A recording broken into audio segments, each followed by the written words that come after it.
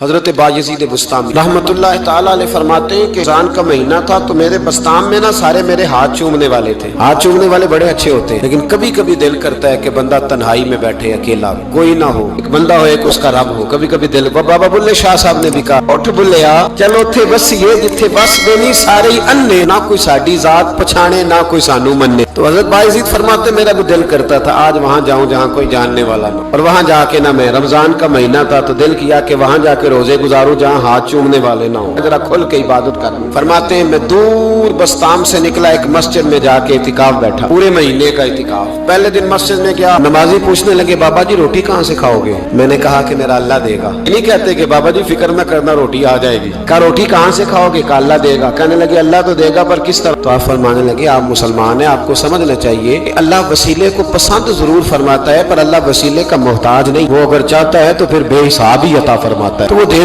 گا انشاءاللہ. کہنے لگے جی دے گا تو صحیح پر کس طرح؟ آپ فرماتے ہیں میں نے سمجھایا، دو نمازیوں کو زور کے وقت سمجھایا تو دو پھر اثر میں پوچھنے لگ گئے کہ بابا جی ادھر ہی رہنا ہے پورا مہینہ؟ کہا ادھر ہی رہنا ہے. تو روٹی نے کہا اللہ دے گا. انہوں نے بھی پوچھا کیسے؟ ان کو بھی میں نے سمجھایا. وقت ہو گیا مغرب کا تو دو تین نمازی پھر پوچھنے لگ گئے حجی ہیں، نمازی ہیں، صوفی درویش قاری ہیں، پر یہ بتا کہ تیرے من کا تعلق بھی جڑا ہوا کہ نہیں؟ تیرے اندر سی آواز بھی توکل علی اللہ کی آتی ہے کہ نہیں؟ یہ بھی تو غور کرنا. حضرت بایزید کہتے ہیں میں تنگ آ گیا. میں نے معلوم کیا کہ یہ ساتھ ہر کس کا ہے؟ بتایا گیا یہودیوں کا ہے. میں نے کسی ذریعے سے ان سے رابطہ کیا یا میں خود چلا گیا. میں نے ان سے رابطہ کر کے کہا کہ تمہارے گھر میں کوئی کام کاج کرنے والی عورتیں تو ہوں گی؟ کہا ہیں. میں مجھ سے پیسے لے لو، بس 2 روٹیاں سویرے مل جائیں سحری میں، 2 شام کو مل جائیں. میں سرکے سے کھاؤں یا کسی چیز سے تناول کروں، 2 روٹیاں مجھے صبح شام پیسے لے لو. ماتے وہ مان گئے. اب میرا دل کرتا تھا کوئی نمازی مجھ سے سوال کرے تو میں ذرا اعلان کر دوں کہ میرا بندوبست ہو گیا ہے. میں ذرا اعلان کر دوں کہ میرا بندوبست. حضرت نے کہہ بھی دیا لا الہ الا اللہ تو کیا حاصل، دل و نگاہ اگر مسلمان نہیں تو کچھ بھی نہیں. فرماتے میں ایک نمازی نے اثر میں پوچھ لیا کہ بابا روٹی، تو میں بول پڑا، میں انتظار میں تھا. میں بولا، میں نے کہا نمازیوں، حاجیوں، درویشوں،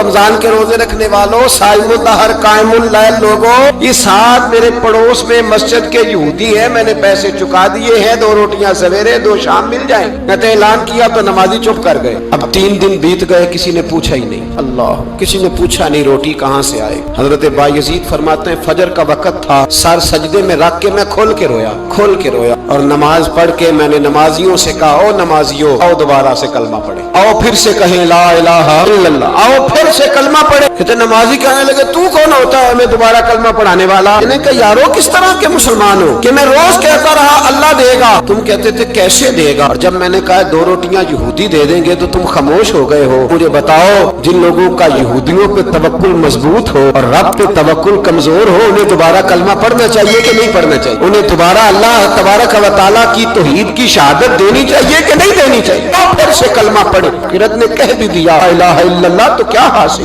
جو نگاہ اگر مسلمان نہیں تو کچھ بھی نہیں. کلندر لاہوری بول کے کہنے لگے جو میں سر بسجدہ ہوا کبھی تو زمین سے آنے لگی صدا، تیرا دل تو ہے صنم آشنا، تجھے کیا ملے گا نماز میں؟ بھائیو اخلاق کی پہلی سیڑھی یہ ہے کہ تیرا اپنے رب پہ بھروسہ کتنا ہے. تیرا انویسٹر پہ بھروسہ زیادہ، ٹریڈ پہ بھروسہ زیادہ، لیڈر پہ بھروسہ زیادہ، تیرا انڈسٹری کے مالک پہ بھروسہ زیادہ ہے کہ اللہ پہ بھروسہ زیادہ؟ اور دوسری سیڑھی اخلاق حسنہ کی ہے شکر کرنا. ہمارے یہاں دکھوں پہ فوکس ہے کہ جسے پوچھیں کیا حال ہے تو اس کے وجود میں 360 ہڈیاں ڈاکٹر بتاتے بھائی صاحب طبیعت کیسی ہے؟ کہتے ہیں یہ گھٹنا بڑا درد کرتا ہے. اللہ کے بندے 359 ٹھیک ہے نا تیری، ان کا بھی ذکر کر. ایک ٹھیک نہیں تو اس کا نام لے لیا، کہتا ہے گھٹنا بڑا درد کرتا ہے، تو باقی ساری ٹھیک ہے نا، ان کا ذکر ہی نہیں کیا. حضرت رابعہ بصریہ رحمت اللہ علیہا پڑوس میں ایک نوجوان رہتا تھا، جو ہمارے دائیں بائیں لوگ رہتے ہیں نا جن کے ساتھ بچپن گزرتا ہے بندہ جانتا ہے. تو نوجوان ایک دن گھر سے باہر نکلا، اماں جی اسے بڑا پرانا جانتی تھی. باہر نکلا تو سر پہ اس نے سرخ رنگ کی پٹی باندھی. اماں جی کہنے لگے بیٹے خیریت ہے؟ وہ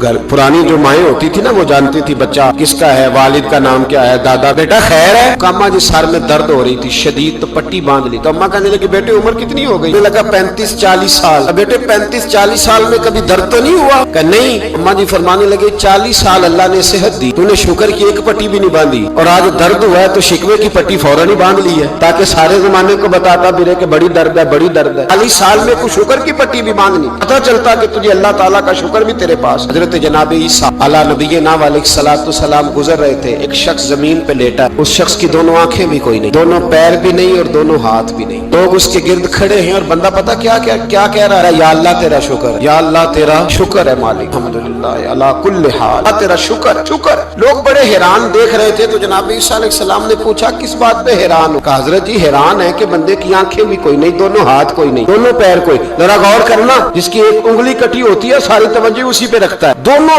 ہاتھ ہی نہیں، دونوں پیر ہی کوئی نہیں، آنکھوں سے نابینا، اللہ شکر ہے۔ لوگ عرض کرنے لگے حضور اس بندے کے حال پر حیران ہے کہ آنکھیں بھی کوئی نہیں، ہاتھ بھی نہیں، پیر بھی، شکر شکر پکار رہا۔ جناب عیسیٰ قریب گئے اور اس کے کان کے ساتھ منہ لگا کے کہنے لگے کس بات پہ شکر کر رہے ہو؟ ہاتھ ہے نہ پیر ہے نہ آنکھیں ہیں۔ کہنے لگا حضور کوئی عرض نہیں، ہاتھ نہیں، آنکھیں نہیں، پیر نہیں، بیوی نہیں، بچے نہیں، گھر نہیں، اور شکر ہے اللہ تعالیٰ کا، اس نے مجھے ایمان کی دولت تو عطا فرمائی ہوئی۔ حضور میں صاحب ایمان ہوں، شکر کی بات نہیں کہ اتنے سارے کافروں میں کلمہ پڑھتا ہوں۔ اور حضور آپ پوچھ رہے ہیں شکر کس بات کا؟ ان لوگوں کو بتائیں کہ جس کے سرانے اللہ کے نبی جناب عیسیٰ علیہ السلام کھڑے ہو وہ شکر ادا نہ کرے۔ میں بڑا شکر نہیں کہ میں جناب عیسیٰ کا کلمہ پڑھتا ہوں، میں اللہ تبارک و تعالیٰ پہ ایمان رکھتا ہوں، یہ مقام شکر نہیں؟ تو بھائی شکر کا مقام ہے، دوسرا اخلاق ہے، تیسرا صبر کرنا۔ ہمارے ہاں صبر پتہ کیا ہے؟ کسی کے گھر میں کسی کا انتقال ہو گیا تو مہینہ بعد سینہ کو بھی ہوئی معاذ اللہ، تو نے کفریہ جملے بولے، بڑا کچھ کہا، بڑا کچھ، مہینے کے بعد پوچھا کیا حال ہے، کہتے صبر آ گیا۔ یہ صبر نہیں آیا، یہ زخم صحیح ہو گیا ہے۔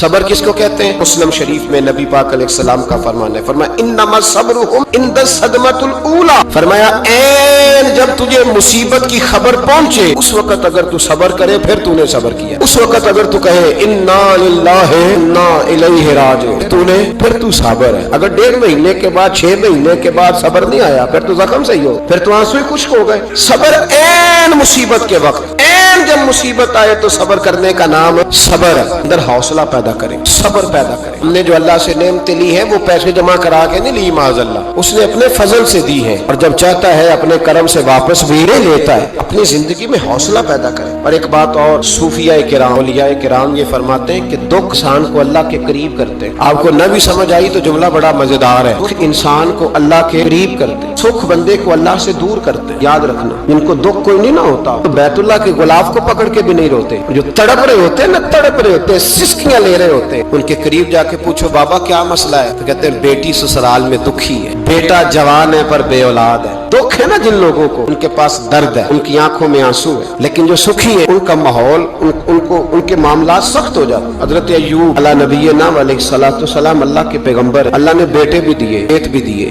بہت زیادہ جانور بھی دیے، بڑی دولت، بڑا کچھ، رب آزماتا بھی ہے، اس کا نظام ہے، جتنا کہ اس کے قریب ہوتا ہے اتنا ہی زیادہ آزماتا ہے۔ فرشتے عرض کرنے لگے مولا جناب ایوب، اللہ کریم نے فرمایا یہ میرا دوست ہے، ایوب میرا نبی ہے، میرا پیغمبر ہے، میرا دوست ہے۔ تو فرشتے عرض کرنے لگے مولا جو اس کو اتنا نواز دے اس نے دوست تو بننا ہی ہوتا ہے۔ ایک روایت میں 7 بیٹے، ایک میں 14 بیٹے، کھیت کھلیان باغ بڑا کچھ، تو دوست تو بننا ہے۔ تو رب کریم نے فرمایا جاؤ ازما لو جا کے کون کہہ رہا ہے یاری تیری سونا تے ازمائشاں تیریاں اگ، اے سونا پرکھیا جاوندا ہی پہلو نال اگاں دے لادا ازما لو۔ تے آ گئے، دن میں سارے باغ اجڑ گئے، جل گئے کھیت۔ ایک دن لگا، بننے میں وقت لگتا ہے، اجڑنے میں وقت نہیں لگتا۔ ایک دن لگا تو جانور ایک بیماری سے سارے مر گئے۔ جناب ایوب گھر سے باہر نکلے، واپس آئے تو ساری اولاد کی لاشیں پڑی۔ بڑا مشکل مسئلہ ہے، لیکن زبان پہ ایک ہی لفظ ہے انا للہ انا الیہ راجعون۔ حضرت ایوب صبر سے، حوصلے سے، اطمینان سے، اس پر بس نہیں، اللہ کے نبی پیغمبر ہاں تو جو 5 نمازیں پڑھتا ہے وہ کہتا ہے مجھے بخار کیسے ہو گیا، حالانکہ میں نمازی ہوں، میں تو روزانہ صبح قرآن شریف کھولتا ہوں، پھر بھی حضرت جی میرے گھر کے اندر بیماری کا کیا لینا دینا۔ حضرت ایوب بیمار ہو گئے، 1 2